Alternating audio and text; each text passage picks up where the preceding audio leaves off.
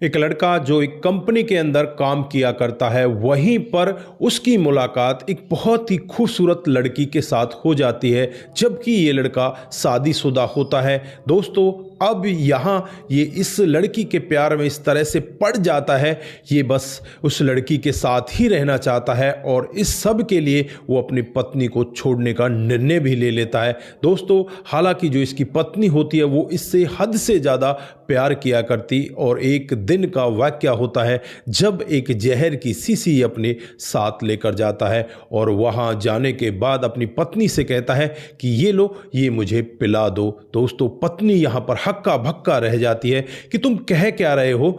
यहाँ पर वो कहने लगता है कि मैं उसके बगैर नहीं जी सकता, उसके साथ ही रहना चाहता हूँ, अगर वो मुझे नहीं मिली तो मैं मर जाऊँगा। दोस्तों, पत्नी अपने पति से हद से ज़्यादा प्यार करती थी और फिर वो इतनी ज़्यादा भावुक हो जाती है। भावुक होने के बाद वो इस घर को छोड़कर अपने मायके में चली जाती, पति को तलाक भी नहीं देती।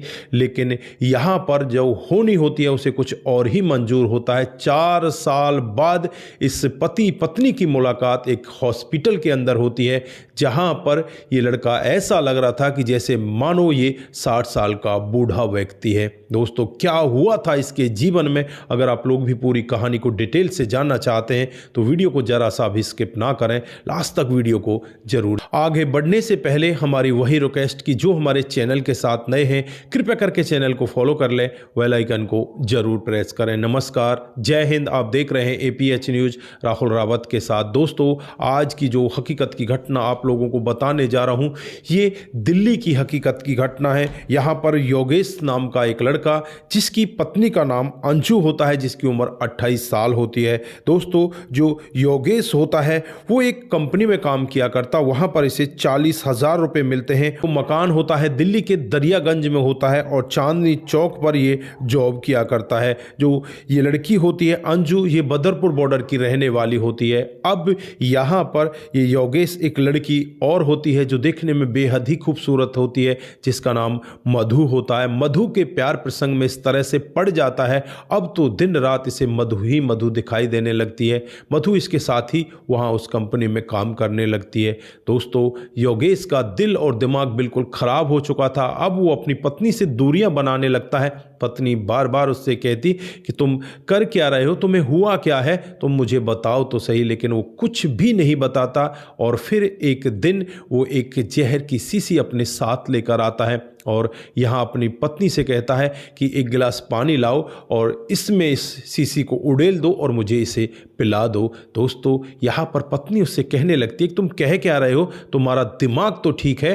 तो यहाँ वो योगेश कहता है कि मेरा दिमाग ठीक नहीं है, इसलिए तो मैं ये सब कह रहा हूँ, मैं उसके बगैर जी ही नहीं सकता और अगर मुझे वो नहीं मिली तो मैं मर जाऊँगा। इधर जो ये इसकी पत्नी होती है अंजू, ये भी अपने पति को बहुत ज़्यादा प्यार किया करती, ये भी नहीं चाहती थी कि पति को कोई नुकसान हो। फिर यहाँ पर ये अपने पति से यही कहती है कि ठीक है, तुम अगर उसके साथ रहना चाहते हो तो उसके साथ रहो, लेकिन मैं तुम्हें तलाक नहीं दूंगी और मैं तुमसे अलग रहूंगी। यहाँ पर जो पति होता है वो कहने लगता है कि ठीक है, तुम अलग रहो, मैं तुम्हें 10,000 रुपये महीने दे दिया करूँगा। दोस्तों, जो पत्नी होती है अंजू, वो अपने मायके बदरपुर बॉर्डर में पहुंच जाती है और जैसे ही कुछ दिन वहां पर बीतते हैं तो जो लोग बाग होते हैं वो तरह तरह की बातें करने लगते हैं। तुम्हारे पति के साथ झगड़ा हुआ है ना, तुम्हारे पति ने दूसरी पत्नी कर ली है ना, इस तरह का मामला जब होता है तो यहाँ पर अंजू को बहुत ज़्यादा दुख होता है और दुख की वजह से जहाँ पर वो जॉब किया करती थी सरिता बिहार में,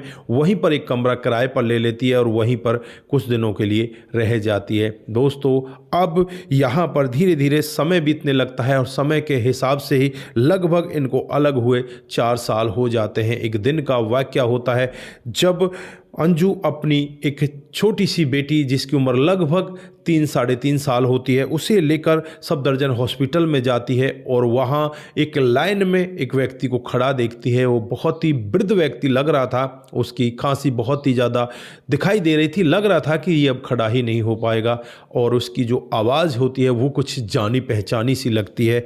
अब यहाँ पर अंजू उसके पास जाती है तो यहाँ उस दृश्य को देखकर उसकी आंखें फटी की फटी रह जाती हैं कि ये तो योगेश है, इसकी हालत ऐसी कैसे हो गई। फिर यहाँ पर योगेश से बातचीत करने लगती है और पूछने लगती है कि तुम्हारी ऐसी हालत कैसे हो गई। योगेश की आंखों में आंसू होते हैं। योगेश यहाँ पर रोते हुए अपनी पूरी कहानी डिटेल से बताता है। योगेश बताता है कि तुम्हारे जाने के बाद मैं मधु को अपने घर ले आया था। घर लाने के बाद जो मेरी सैलरी होती है उस पर काबू मधु का हो जाता है। वो पूरी सैलरी मुझसे ले लिया करती। इस सब बातों को देखकर मेरी माँ बहुत ज़्यादा परेशान होने लगती है। परेशान होकर लगभग 2 सालों तक इसे झेल पाती है। उसके बाद एक दिन मेरी माँ की हार्ट अटैक की वजह से मौत हो जाती है और मौत होने के बाद अब मधु मुझसे जिद करने लगती है कि ये घर मनूस है, तुम्हारी माँ तो चली गई है, कहीं एक दिन ऐसा ना हो हम भी इस घर को इसी तरह से छोड़कर चले जाएं, हमें इस घर को बेचना होगा। अब यहाँ पर योगेश कहता है कि ये मेरी पुश्तैनी ज़मीन है, मैं इसको नहीं बेच सकता। मधु दबाव बनाती है और दबाव इतना ज़्यादा बन जाता है फिर उस घर को 1.5 करोड़ रुपए में बेच दिया जाता है। अब यहाँ पर योगेश जब एक फ्लैट ले रहा होता है तो मधु यहाँ उससे यही कहती है कि इस फ्लैट को मेरे नाम कराओ। योगेश उससे कहने लगता है कि इस फ्लैट को मैं तुम्हारे नाम नहीं करा सकता, मेरी पुश्तैनी ज़मीन थी मेरे बुजुर्गों की, मैं अपने नाम कराऊंगा उनको, नहीं तो बहुत बुरा लगेगा। मधु उसके ऊपर बहुत ज़्यादा दबाव देती है। दबाव देकर 50 लाख रुपए वो अपने नाम करा लेती है। जो फ्लैट होता है उसे 1 करोड़ रुपए में खरीद लिया जाता है, वो योगेश के नाम होता है। 50 लाख रुपए अब मधु के नाम हो जाते हैं। मधु बड़े आराम से अपने जीवन को काटने लगती है, अपनी माँ को, अपने भाई को, सबको फ्लैट के अंदर रखने लगती है और वहीं पर आनंद लेने लगती है। दोस्तों इधर जो योगेश होता है ये बिल्कुल अब डिप्रेशन में चला जाता है। इसे लगने लगता है कि तूने यार बहुत ही गलत फैसला लिया है, क्योंकि जो तेरी पत्नी अंजू थी वो तुझसे हद से ज़्यादा प्यार किया करती थी और ये तेरे पैसों पर पल रही है। इतना ज़्यादा डिप्रेशन में चला जाता है, ये सिगरेट पीने लगता है और सिगरेट इतनी ज़्यादा पीता है। एक दिन जब मधु इसे लेकर नज़दीकी हॉस्पिटल में जाती है तो वहाँ डॉक्टर साहब चेकअप करते हैं तो बताते हैं कि इसको टीबी हो गई है और जो इसके साथ रह रहा है वो इससे दूर रहे तो ही बेहतर होगा। दोस्तों मधु तो यही चाहती थी, उसे आज बहुत अच्छा लगता है और फिर इसके लिए एक अलग कमरा दिलवा देती है पड़ोस में ही और उस कमरे में इसको अकेला छोड़ दिया जाता है।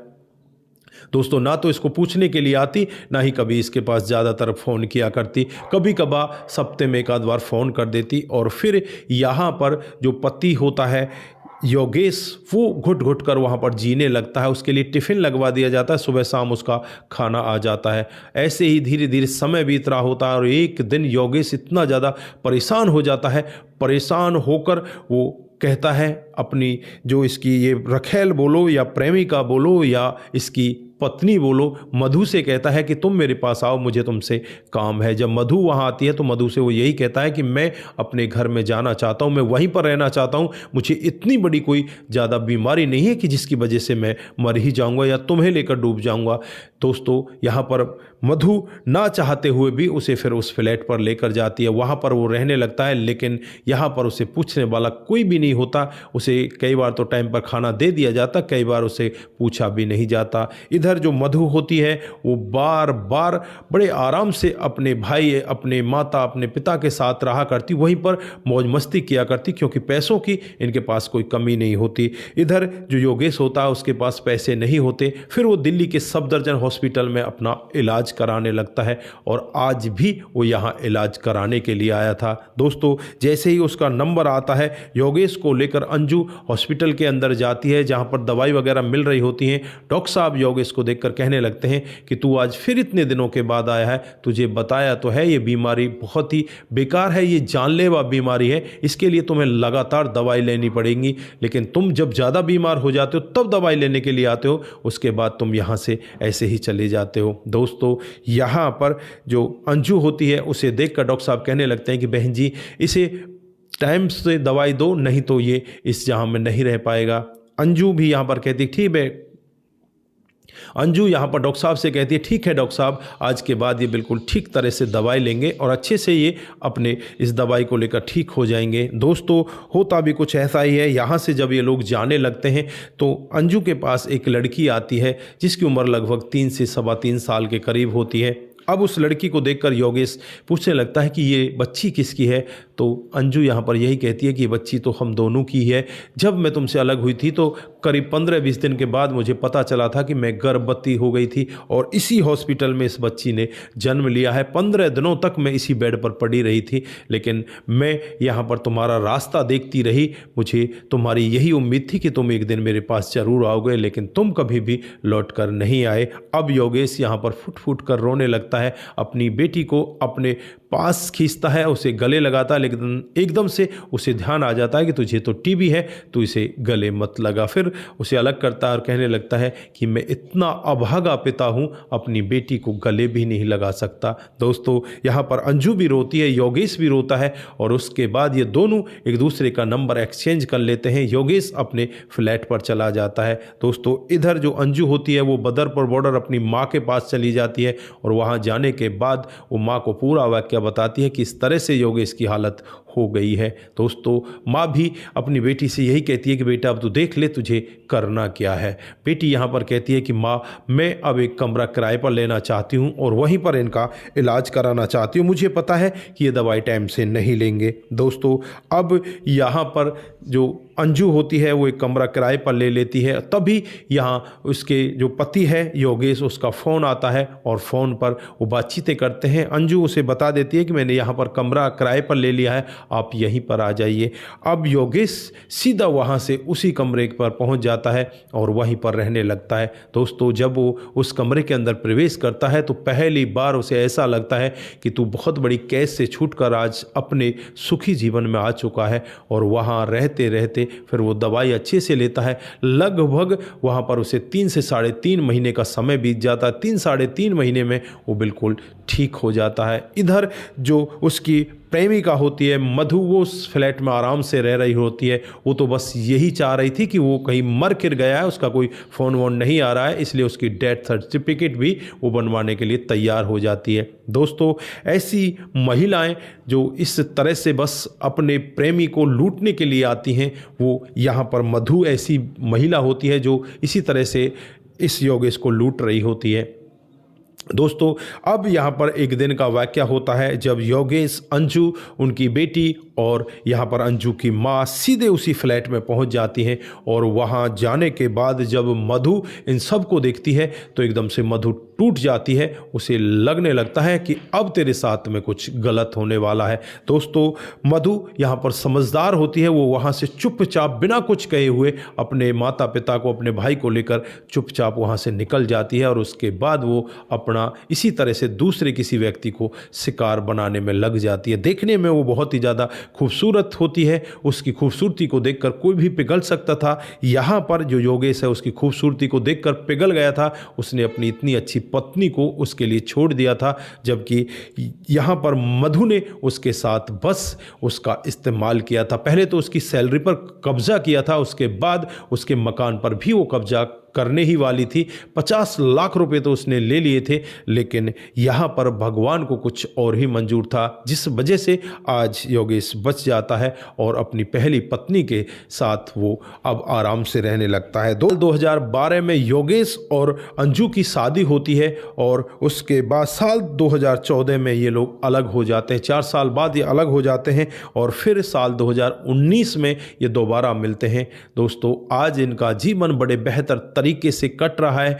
इनको एक लड़की तो पहले ही थी और एक लड़का और हो जाता है और इनके जीवन में अब चारों तरफ खुशियां ही खुशियां हैं। तो दोस्तों, ये रही आज की एक छोटी सी कहानी। लालच बहुत बुरी बला है। यहाँ पर योगेश ने लालच किया कि उसे बहुत ही अच्छी पत्नी मिल रही है मधु के रूप में, जो बहुत ही सुंदर है, उसके साथ उसका जीवन बेहतर तरीके से कट जाएगा। लेकिन मधु यहाँ पर यही चाहती थी कि तुम्हें तो ये मुर्गी जो है वो तो सोने के अंडा देने वाली है, योगेश के रूप में मिली है और इसको तुम अपने पास रखो और इससे पैसे ऐंठते चले जाओ। इससे बहुत सारे इसने पैसे भी ऐंठ लिए थे, लेकिन अब यहाँ पर इनका जीवन एक सफल जीवन बन चुका है। तो दोस्तों, आप लोग यहाँ पर क्या कहना चाहते हैं?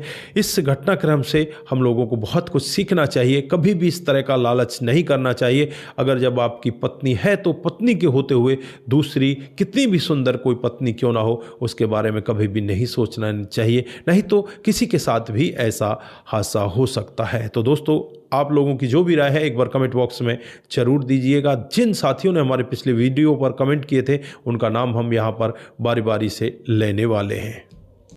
दोस्तों, जो सबसे पहला कमेंट आता है वो रतनलाल शर्मा जी का आता है। नमस्कार भाई साहब, आपकी कहानी बहुत ही अच्छी लगती है, बहुत ही सराहनीय होती है, बहुत बहुत धन्यवाद। उसके बाद सुरेश पासवान जी हमें कमेंट करते हैं, बहुत बहुत धन्यवाद। कुमार केसी जी, जय श्री राम, जय शंभू, जय श्री राम। मोनू जैन जी, वेरी नाइस, बहुत बहुत धन्यवाद। उसके बाद में भोला बीवी स्टे वार्म आपको कमेंट करते हैं, बहुत बहुत धन्यवाद। अजय ठाकुर जी कमेंट करते हैं, जय श्री कृष्णा, बहुत अच्छी, वंडरफुल, बहुत बहुत धन्यवाद अजय जी। उसके बाद में जो कमेंट आता है वो कमेंट आता है हरेंद्र प्रताप सिंह राजपूत का, अति सुंदर, जय हिंद जय भारत, बहुत बहुत धन्यवाद। उसके बाद में रघु रावत जी हमें कमेंट करते हैं, आपका भी बहुत बहुत धन्यवाद दोस्तों। उसके बाद में कमल चौहान जी हमें कमेंट करते हैं, कमल जी आपका भी बहुत बहुत धन्यवाद।